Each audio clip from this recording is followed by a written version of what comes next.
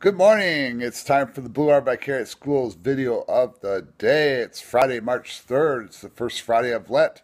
Therefore, Catholics are to abstain from meat on Fridays during Lent. So this is the first day you'll have to do that this year. Also, it's National Wear Blue Day. It is also National Anthem Day. So this is the day where it'll show in this day in history where the national anthem was first played. And it's also National Be Happy Day and Be Good to Your Employees Day. So all you bosses out there, make sure you give your employees a pat in the back today. Everybody have a great day. And here's a little story about a police officer who befriends a veteran and takes care of him. An uplifting story for this first Friday in Lent. Officer John Sterling's good deeds don't stop when he clocks out. Have some breakfast. Oh, wonderful. Thank you. Sterling met a Korean War veteran named Norm 4 years ago when Norm called the police station to report suspicious activity. He's a little bit eccentric, and he's got a way about him that I really liked because I'm a little bit eccentric myself, I guess. So that's kind of one of the ways we bonded. The two became fast friends, but when John didn't see Norm for a little while, he got worried. It had been so long since I'd seen him. His hair was real long, his beard was down. It really didn't look like he was taking care of himself. That's when John says Norm was diagnosed with early onset dementia. You know, in his words, lately it seems like he's the only person to get lost in a phone booth. Without family to step in, John applied for guardianship of his friend. John helps take care of Norm and is in the process of helping him get veterans benefits. He started a GoFundMe account to cover the costs of his health needs and move into a facility that can take care of him. All John's efforts sound like a lot, but if you ask him, it's just what friends do.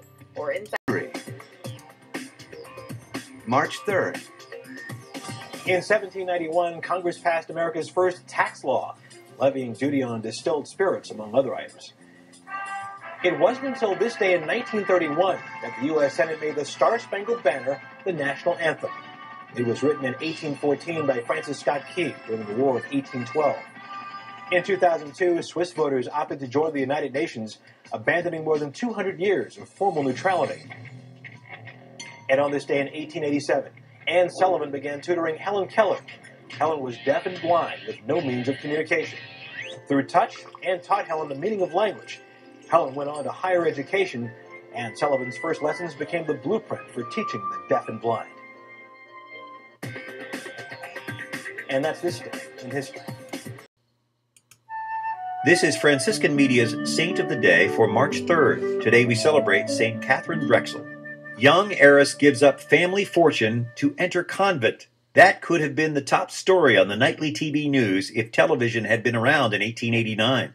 That's when Catherine Drexel shocked the world by announcing her decision to devote her life to the education of Native Americans and African Americans.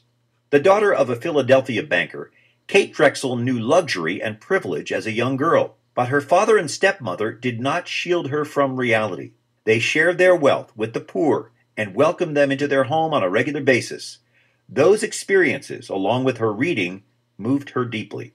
At the age of 30, Catherine decided that God had work for her to do on behalf of two peoples who had been largely overlooked in 19th century America. Finding no religious order that answered her sense of mission, she founded the Sisters of the Blessed Sacrament. She drew on trust funds established by her father at his death and established a system of missions and schools for Native Americans and African Americans, most notably Xavier University of New Orleans. Catherine Drexel lived to age 96 and was canonized in 2000. Our verse of the day is from the Psalm 19. Who can discern his errors? Acquit me of hidden faults. Also keep back your servant from presumptuous sins. Let them not rule over me. Then I will be blameless, and I shall be acquitted of great transgression. And our joke of the day, where did George Washington keep his armies? In his sleeveys. Everybody have a great day and a great weekend.